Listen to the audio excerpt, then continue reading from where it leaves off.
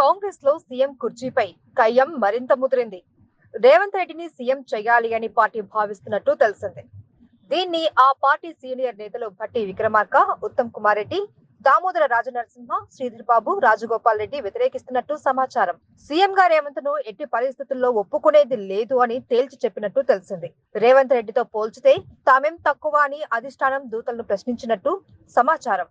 ఈ అంశంపై సోమవారం హోటల్ ఎల్లాలో జరిగిన సమావేశంలో నేతల మధ్య వాగ్వాదం జరిగినట్టు తెలిసింది. సీఎం గా రేవంత్ రెడ్డి తప్ప ఎవరిని ఎంపిక చేసినా పర్వాలేదు అని ఉత్తమ్, భట్టి, రాజనరసింహ, రాజగోపాల్ రెడ్డి తేల్చి చెప్పినట్టు సమాచారం. ఇందుకు వారు కొన్ని కారణాలను అధిష్టానం దూతలకు వివరించినట్టు తెలిసింది. రేవంత్ కు పరిపాలనా అనుభవం లేదు అని, ఆయన ఎమ్మెల్యేగానే చేశారు తప్ప ఎప్పుడూ ప్రభుత్వంలో ఉండలేదు అని చెప్పినట్టు తెలిసింది. ఓటుకు నోటు కేసులో ఆయన నిందితుడుగా ఉన్నారు అని, ఇది పార్టీకి ఇబ్బందికరంగా ఉంటుందని అన్నట్టు సమాచారం. ఎన్నికల ప్రచారంలో 3 గంటల కరెంటుతో పాటు ఇతర అంశాలపై అదుపు లేకుండా మాట్లాడారు అని ఫిర్యాదు చేసినట్టు తెలిసింది.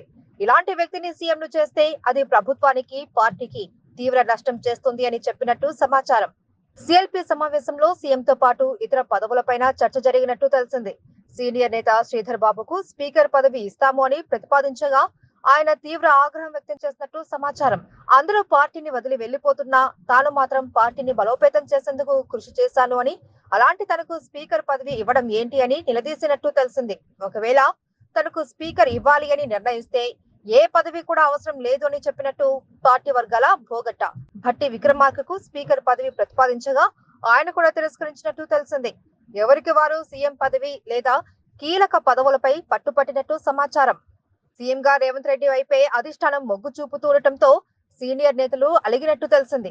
ఒక దశలో తాము సిఎల్పి సమావేశానికి రాబోము అంటూ భట్టి, ఉత్తమ్, రాజగోపాల్, దామోదర, శ్రీధర్ బాబు తేల్చి చెప్పినట్టు సమాచారం. దీంతో రంగంలోకి దిగిన డీకే శివకుమార్ వీరందరినీ పార్క్ హైత్ కు పిలిపించుకొని చర్చలు జరిపారు.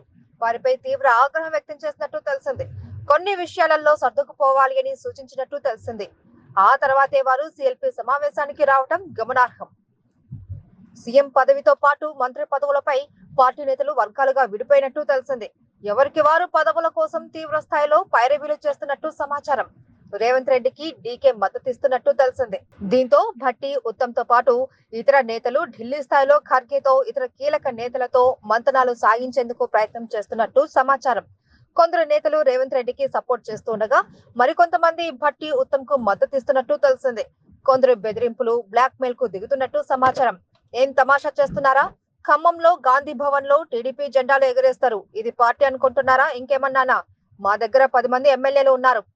ఎక్కువ తక్కువ మాట్లాడితే బయటికి వెళ్లిపోతాం అని కోమటిరెడ్డి బ్రదర్స్ బెదిరించినట్టు తెలిసింది.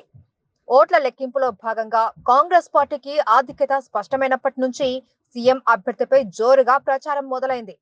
రేవంత్ రెడ్డి సీఎం అంటూ సోషల్ మీడియాలో జోరుగా ప్రచారం జరిగింది.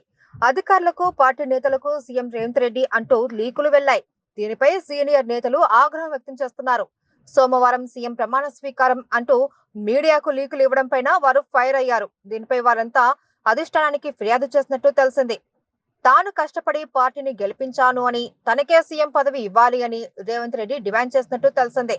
పార్టీకి అన్ని విధాలుగా సహకరిస్తాను అని, భవిష్యత్తులోని ఇలాంటి ఫలితాలే తీసుకొస్తాను అని ఆయన హామీ ఇచ్చినట్టు సమాచారం. తనకు సీఎం పదవి తప్ప మరో పదవి అవసరం లేదు అని తేల్చి చెప్పినట్టు తెలిసింది. అయితే సీతక్కకు డిప్యూటీ సీఎం ఇవ్వాలి అని కోరినట్టు సమాచారం. తనకు సీఎం పదవి ఇవ్వకపోతే డిప్యూటీ సీఎంతో పాటు కీలక శాఖలతో మంత్రి పదవి ఇవ్వాలి అని ఉత్తమ్ కుమార్ రెడ్డి డిమాండ్ చేసినట్టు సమాచారం. తన భార్యకు కూడా మంత్రి పదవి ఇవ్వాలి అని డిమాండ్ చేసినట్టు తెలిసింది.